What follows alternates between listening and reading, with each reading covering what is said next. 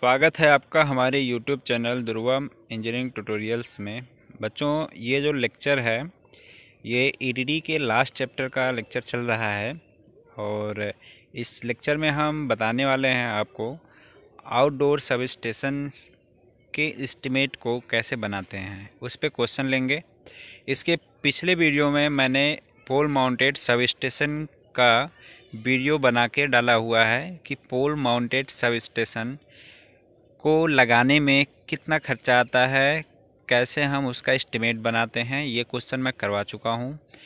ये जो क्वेश्चन की सीरीज़ मैं ले रहा हूँ, इसमें एग्ज़ाम में आपके लिए 20 नंबर के क्वेश्चंस पूछे जाते हैं इस टॉपिक से। या तो वो क्वेश्चंस आपके डायग्रामेटिक होंगे या फिर न्यूमेरिकल होंगे। तो न्यूमेरिकल होंगे तो जो मैं करवा रहा हूँ इस टाइप के क्वेश्चन आप सॉल्व कीजिए और 100% मैं गारंटी लेता हूँ कि आपका 20 मार्क्स श्योर कंफर्म हो जाएगा। तो स्टार्ट करते हैं, क्वेश्चन की तरफ चलते हैं। क्वेश्चन है, देखिए आज मैं थोड़ा प्रयास और अच्छा किया हूँ कि इंग्लिश और हिंदी दोनों में टाइप किया हूँ, ठीक है। तो आपको समझने के लिए आसानी हो, हिंदी वाले बच्चों के लिए हिंदी और इंग्लिश वाले बच्चों के लिए इंग्लिश हो। क्वेश्चन को किया हूँ और आगे थोड़ा मटेरियल इंग्लिश हिंदी दोनों कंबाइंड है, वो आप एडजस्ट कीजिएगा। A city have required 1 MVA 3 phase 50 hertz 400 volt supply. मतलब एक सिटी है, शहर है, उसको सप्लाई देना है। वहाँ का जो लोड है वो 1 MVA का है और सप्लाई जो होगी 400 वोल्ट की होगी, मतलब RYB 3 फेज सप्लाई दी जाएगी। The 1 MVA 3 phase 50 hertz 400 volt sub station to prepare the required material list used in this substation and find out the total project cost of the substation। इस substation को बनाने में कितना खर्चा आएगा और मटेरियल कॉस्ट कितनी आएगी, इसको आपको बताना है। तो जो हिंदी वाले बच्चे हैं वो आप नीचे देख लीजिए, मैं इसको टाइप किया हूँ। एक शहर को विद्युत आपूर्ति के लिए एक 1 MVA 3 phase 50 hertz 400 volt supply करने के लिए 1 MVA 11/4 kVB या फिर 400 वोल्ट आउटडोर सब स्टेशन बनाना है। सब स्टेशन के लिए आवश्यक सामग्री की सूची और सब स्टेशन को बनाने में कुल कितना खर्चा आएगा, मतलब टोटल प्रोजेक्ट कास्ट निकालना है। चलिए अब नेक्स्ट, बिना समय गंवाए हम जल्दी जल्दी क्वेश्चन की तरफ बढ़ते हैं। देखिए एजम्पशंस, ये जो एजम्पशंस करते हैं, पूर्वानुमान करते हैं क्वेश्चन में, ये बहुत ही इंपॉर्टेंट रोल प्ले करते हैं आपके क्वेश्चन को सॉल्व करने के लिए। तो होता क्या है कि इससे एक ओवरव्यू मिल जाता है, आइडिया मिल जाता है कि हमें आगे करना क्या है। और ये एजम्पशंस अप्रॉक्सीमेटली सही होते हैं फॉर फ्यूचरिस्टिक और इलेक्ट्रिकल इंजीनियरिंग में। हम हमेशा कोई भी प्रोजेक्ट को कंप्लीट करने से पहले क्या करते हैं, उसका एजम्पशन करके चलते हैं कि हमारा ये ज़रूरत होगी, ये इतनी आवश्यकता होगी, इतने मटेरियल की, और ये सामग्री लगेंगी और इसका जो क्राइटेरिया ही इतना है, तो इसलिए एजम्पशन किया जाता है। पहला है 11 kV existing line distance from the sub station is 30 metre. जो निर्वतमान लाइन है वहाँ से जो सब स्टेशन है वो 30 मीटर की दूरी पे है, ये हम मान के चलते हैं। देखिए ये है हमारा सब स्टेशन, ठीक है, और ये है निर्वतमान लाइन। क्लियर, ये बात समझ में आ गई होगी आपको। निर्वतमान लाइन से इसकी दूरी हम मानते हैं, सॉरी प्रॉब्लम क्या हो रही, रेज 1 मिनट, हाँ, इसकी दूरी माना जाता है कितना है, 30 मीटर मैक्सिमम। ये इसलिए किया जाता है कि अगर इससे ज़्यादा दूरी है तो प्रॉब्लम क्रिएट होती है सब स्टेशन को सप्लाई, मतलब टैपिंग करने के लिए। वहाँ से जो सप्लाई हम लेके आते हैं अपने सब स्टेशन को देते हैं उसके लिए, ठीक। तो नेक्स्ट है only 1 transformer will be used in sub station. यहाँ पे जो कैपेसिटी है वो कितनी है, 1 MVA की है और ये फाउंडेशन माउंटेड बनाया जाएगा सब स्टेशन। तो इसके लिए एक ट्रांसफार्मर हम यूज करेंगे। इससे आउटपुट कितना लिया जा रहा है? इससे आउटपुट हम ले रहे हैं 4, मतलब जो डिस्ट्रीब्यूटर होगा वो 4 होगा। क्लियर? तो इसको हम यहाँ पे मानेंगे, पूर्वानुमान में रखेंगे। देखिए ये थोड़ा मिस्टेक हो गया है, 4 नहीं, यहाँ पे रहेगा sub station land, sub station के लिए जो भूमि है वो उपलब्ध है। स्विच गियर रूम जो होगा उसकी साइज 6x6x5 मीटर की है। नेक्स्ट पेज पे चलते हैं। अब देखिए यहाँ पे फाइंड आउट द एसटी और एलटी करंट, ये इम्पोर्टेंट होता है।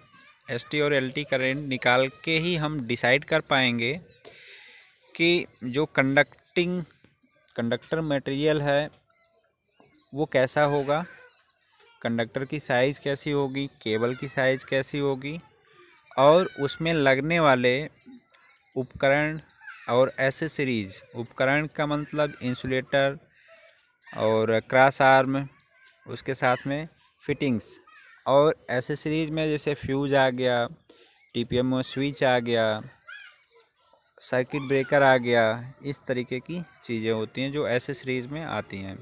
तो इसके लिए हमें ज़रूरत होती है किसकी? करंट की। करंट रेटिंग के अनुसार ही हम इसकी कैपेसिटी को डिसाइड करते हैं और उसकी रेटिंग के अनुसार ही हम यहाँ पे उपकरण को लगाते हैं। क्लियर?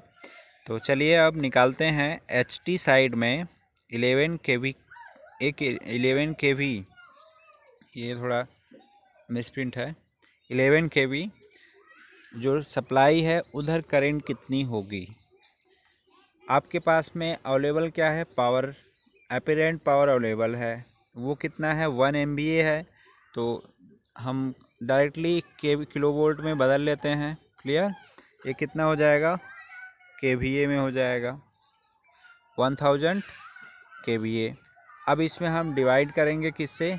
√3 × 11 kV से। अब देखिए यहाँ से kV से ये kV कैंसिल हो जाएगा, मतलब वोल्टेज कैंसिल हो जाएगा। 11 और √3 की वैल्यू रख करके डिवाइड कर लेंगे। उसके बाद में फाइनली जो करंट आएगी वो करंट मिल जाएगी आपको 52.49 एम्पियर। क्लियर? अब एलटी साइड में वोल्टेज की वैल्यू क्या है? एलटी साइड में वोल्टेज की वैल्यू क्या है? वो 400 वोल्ट है। तो वहाँ पे आपको करंट निकालने के लिए सेम फार्मूला लगाना है। फार्मूला लगाने के बाद में जब आप फाइंड आउट करोगे तो करंट की वैल्यू आ रही है 144.38। ठीक है? चलिए अब आपको मटेरियल लिस्ट बनाना है। तो material list as it is जैसे आप पीछे बनाते आए हो, इतना एक्सपीरियंस हो चुका होगा आपको कि मटेरियल की लिस्ट हम कैसे तैयार करते हैं। तो इस तरीके का एक टेबल आप बना लोगे अपनी कॉपी पे, और अब इसमें सामग्री क्या क्या लगेंगी ये चीज़ इम्पोर्टेंट है। सब कुछ तो आसान है, बस प्रॉब्लम्स यही आती है। मैं ज़्यादातर देखता हूँ बच्चों को कि सर मटेरियल का नाम कैसे लिखें और ये कैसे याद करें। बाबू देखो, याद करने की चीज़ें ये नहीं है, ये आपको अपने दिमाग में सेट करने की चीज़ें हैं कि अगर एक 1 MVA का या फिर कोई भी पोल माउंटेड सब स्टेशन है, फाउंडेशन माउंटेड सब स्टेशन है, तो एक बार आप उसको विजिट कीजिए।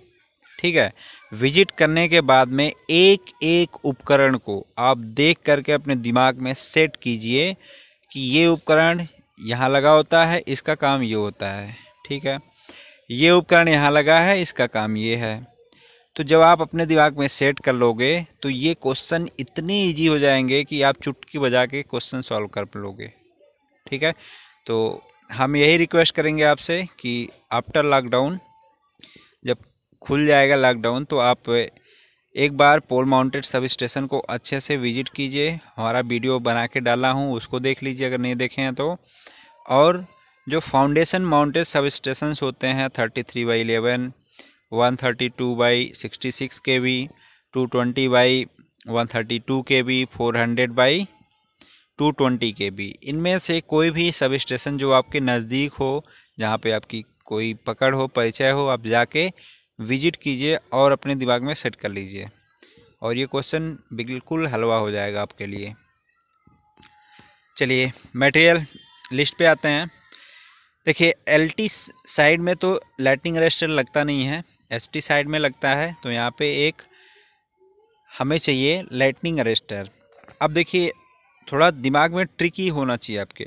हम लाइटनिंग अरेस्टर से जब शुरू करते हैं, सबसे पहले जब सिंगल लाइन डायग्राम आप बनाते हो तो उसमें क्या रहता है, ये बस बार है, यहाँ पे यहीं पे लाइटनिंग अरेस्टर लगा रहता है, ठीक। उसके बाद आइसोलेटर, फिर सर्किट ब्रेकर, फिर ट्रांसफार्मर वगैरह वगैरह, नीचे तक फ्यूज वगैरह सब कुछ लगे होते हैं।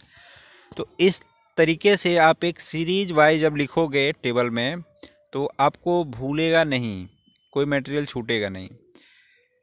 उसके बाद में TPMO स्विच है 11 kV का, एक पूरा सेट लगेगा, 10,000 इसका लगेगा, लाइटनिंग अरेस्टर का 2,000 रुपये। उसके बाद हाई वोल्टेज साइड में फ्यूज लगेगा सेट पूरा, कितने एम्पियर का रहेगा ये, 60 एम्पियर का। चूँकि देखिए मैं जितना भी वीडियो बनाया हूँ अभी तक उसमें एम्पियर रेटिंग हमेशा अधिक ली जाती है फ्यूज की। क्यों? क्योंकि फ्यूज की जो एम्पियर रेटिंग अधिक लेते हैं उसका रीज़न है 1.5 टाइम्स हम गुणा करते हैं जो करंट फाइंड आउट होती है, रेटेड करंट जो निकालते हो आप HT साइड में, उसमें 1.5 से मल्टीप्लाई करोगे तो ये जो आई डैश या फिर आई प्राइम की जो वैल्यू आती है ये होती है फ्यूज के एलिमेंट की रेटिंग। चलिए इसके बाद में हम पहुंचते हैं 1000 kVA का ट्रांसफार्मर होगा जो स्टेप डाउन टाइप का होगा। 11 kV को 0.4 kV में क्या करेगा, स्टेप डाउन करेगा। इसकी संख्या 1 होगी। अब सिंपल सा तरीका यही है कि हम सर ट्रांसफार्मर की कॉस्ट कैसे याद करें, तो याद करने की आपको बहुत ज़्यादा ज़रूरत नहीं है। आप जितना KVA है उसमें आप मल्टीप्लाई कर लेंगे 1000 से, मतलब 1 KVA है कि 1 KVA है ट्रांसफार्मर, तो उसमें 1000 से गुणा करोगे तो लगभग वही वैल्यू आती है अप्रॉक्सीमेटली। मैं क्लियर ये नहीं कहूँगा कि नहीं बिल्कुल यही आती है, अप्रॉक्सीमेटली एक वैल्यू हम मिल जाती है कि ट्रांसफार्मर इतना रुपए का मिलेगा। उसके बाद HT साइड में जितनी मटेरियल्स लगते हैं कनेक्शन के लिए वो पूरे, ये जो कनेक्शंस होंगे, पोल माउंटेड सब स्टेशन तो है नहीं, ये फाउंडेशन माउंटेड है। तो जो पोल आएगा वो टर्मिनल पोल होगा। अब थोड़ा टर्मिनल पोल के बारे में आपको यहाँ डिस्क्राइब कर देते हैं। ये आपका फाउंडेशन है, यहाँ कहीं आपका स्विच गियर रूम होगा, और इस जगह पे आप फिटिंग्स लगाएंगे HT साइड वाली, और यहाँ से ट्रांसफार्मर को सप्लाई देंगे फाउंडेशन पे जो रखा हुआ है।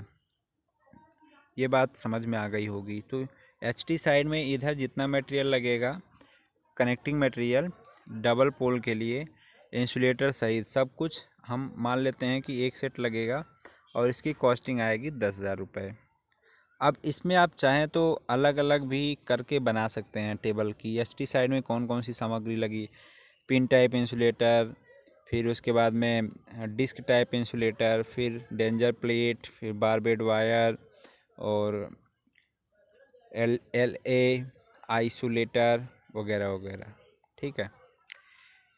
उसके बाद ACSR कंडक्टर लगेगा। कंडक्टर की साइज़ आप टेबल से निकालोगे या डाटा शीट से निकालोगे।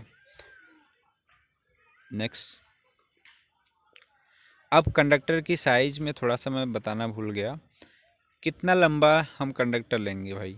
हम कितना माने हैं जंक्शन में, 30 मीटर माने हैं टोटल लाइन की लंबाई। मतलब निर्वत मान लो जो लाइन है, एग्जिस्टिंग लाइन है, वहाँ से हमारा सब स्टेशन मैक्सिमम 30 मीटर की दूरी पे है। तो वहाँ कितने कंडक्टर लगेंगे, 3 RYB के लिए मल्टीप्लाई करेंगे 30 × 3 90 आ जाएगा। 2% एक्स्ट्रा आप क्या लेते हो सैग के लिए। अब इसके बाद चलते हैं नेक्स्ट पेज पे। LT साइड में ऑयल सर्किट ब्रेकर लगेगा, जिसके साथ इंडिकेटिंग इंस्ट्रूमेंट रहेंगे, रिले रहेगी, और इनकी कैपेसिटी जो होगी वो 1500 एम्पियर की होगी। LT बस बार 1000 एम्पियर की होगी, 500 वोल्ट ग्रेड होगा इसका, और ये लंबाई होगी 180 सेंटीमीटर की। और इनकी जो प्राइस है वो 5000 है पर पूरा सेट मिला के आ जाएगा। और जो ऑयल सर्किट ब्रेकर है इसकी प्राइस है वो 75,000 है। ठीक है, नहीं सॉरी 7,50,000 है।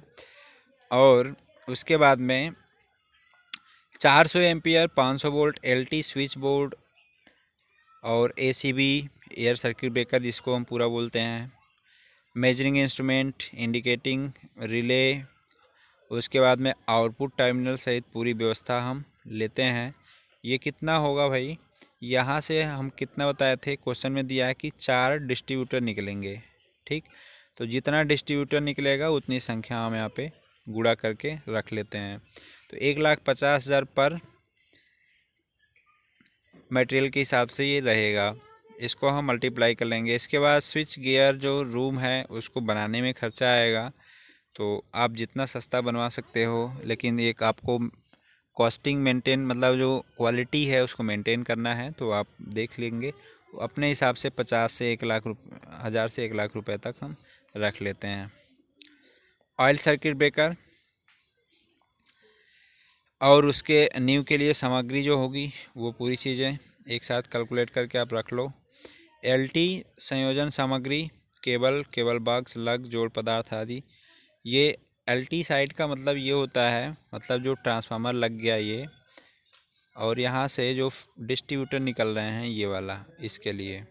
ठीक है, चलिए नेक्स्ट पेज पे चलते हैं। Material for light fan circuit, जो स्विच रूम गियर रूम है, और उसके बाद में आपका जो ऑफिस होगा, ट्रांसफार्मर रूम होगा, और पैनल ऑपरेटिंग जो रूम है, स्टोर रूम है, सब जगह लाइटनिंग की व्यवस्था, फ़ैन की व्यवस्था, ये पूरी खर्चे उसमें इंक्लूड करना होगा आपको। तो इसकी कॉस्टिंग हम रख लेते हैं 7500 रुपये।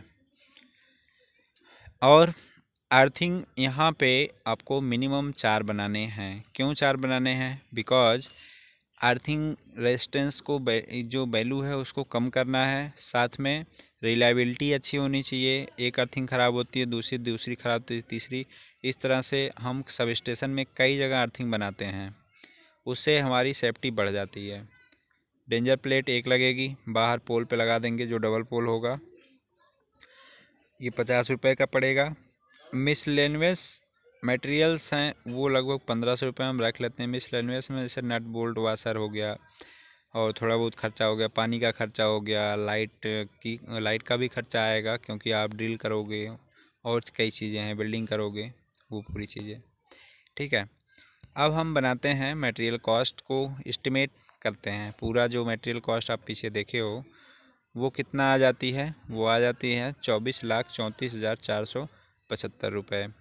टोटल प्रोजेक्ट कॉस्ट निकालना है, तो उसके लिए आप क्या करोगे, मटेरियल कॉस्ट, फिर उस material cost per 20% labour cost add करोगे। ठीक, 20% जब लेबर कॉस्ट ऐड करोगे इस पे, तो ये निकल के आता है 4,86,895 रुपये। अब दोनों को ऐड करोगे, ये निकल के आएगा 29,21,370 रुपये। अब इस पर आप लगाओगे ओवरहेड चार्ज, उसके बाद में लगाओगे 5% कंटीजेंसी, किस पे, इसी पर, तो ये निकल के आएगा 1,46,068 रुपये। ये निकल के आएगा 3,21,350 रुपये। अब सबको आप ऐड कर लोगे, किसको किसको ऐड करोगे, इन तीनों को ऐड करोगे, तो ये जो वैल्यू आ जाएगी फाइनली, जो महायोग आता है, जो टोटल प्रोजेक्ट की कॉस्ट आती है, वो आ जाएगी आपकी 62,80,788 रुपये। तो ये इस तरह से हम क्वेश्चन को सॉल्व करते हैं स्टेप बाय स्टेप। तो अब ये समाप्त होता है क्वेश्चन यहाँ पे। Thanks for watching this video. Like subscribe आप कीजिए या ना कीजिए, आपकी मर्ज़ी है। आपको अगर अच्छा लगे तो कीजिएगा, नहीं अच्छा लगे तो डिसलाइक ज़रूर करके जाइएगा। ठीक है, थैंक यू।